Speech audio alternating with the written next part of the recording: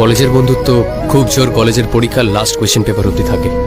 অফিসের বন্ধুত্ব বিকেল 5টায় বাড়ি ফেরা অবধি থাকে। কিন্তু ছোটবেলাকার বন্ধুত্ব শেষ নিঃশ্বাস অবধি থাকে।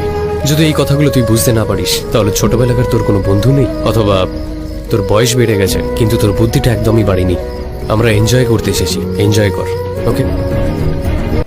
বন্ধুত্ব এমন কিছু বন্ধু থাকা লাগবে, রাত 2টার সময় মইরা গেছেন, বাইরে বৃষ্টি হচ্ছে, আপনার খবর পাওয়ার পরে সে ওখান থেকে ছুটে চলে আসবে। আর বাকি বন্ধু যাদেরকে বন্ধু মনে করতেছেন, সে ভাবে মইরেই তো গেছে, এখন তো বৃষ্টি হচ্ছে, গিয়া কি হবে, কালকে সকালে যাব।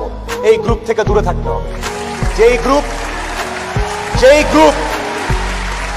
যেই বন্ধুগুলা বলবে যে বৃষ্টি টিষ্টি কিচ্ছু বুঝি না, ও সমস্যায় আছে, এখনই যাব, এইরকম একটা গ্রুপ খুঁজে বের করবেন। আপনার জীবনে আর কিছু চাওয়ার নাই, পরিবার, স্বাস্থ্য আর এরকম কিছু ফ্রেন্ডস আছে, আপনি অলরেডি সুপার সাকসেসফুল।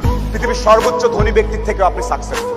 বন্ধুত্বটা বন্ধুত্ব হচ্ছে এমন একটা জিনিস যে তুমি তোমার স্বামীর সঙ্গে যেটা শেয়ার করতে পারো না, বাবা মার সঙ্গে বা ফ্যামিলির সঙ্গে শেয়ার করতে পারো না, সেটা তুমি তোমার বন্ধুর সঙ্গে পারো। বন্ধুত্ব হচ্ছে এরকম একটা জায়গা। আর বন্ধুত্বের তো কোনো বয়স নেই। বন্ধুদের কোনো বয়স নেই। আর বন্ধুরা কখনো ছেড়ে যায় না। পৃথিবীর সবাই চলে যাবে। আমার মেয়ের বিয়ে হয়ে গেল কিছু, সে আমাকে ছেড়ে চলে গেছে।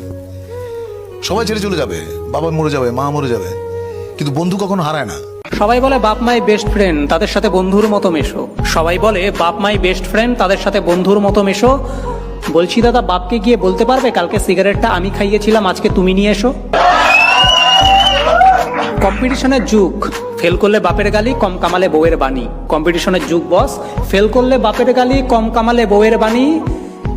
দিনের শেষে তো বন্ধুরাই বলে ওসব ছাড় তো, চল বসে একটু গাঁজা টানি। আমার বন্ধুরা খুব হারামি ছিল। জন্মদিনে পকেটে পয়সা না থাকলে ধার করে খাওয়াতে হতো। আমার বন্ধুরা খুব হারামি ছিল। জন্মদিনে টাকা না থাকলে ধার করে তাদের খাওয়াতে হতো। তবে আমায় কেউ গালি দেবে, কিছু বলার আগে তারাই তাকে কেলিয়ে বৃন্দাবন দেখিয়ে দিত।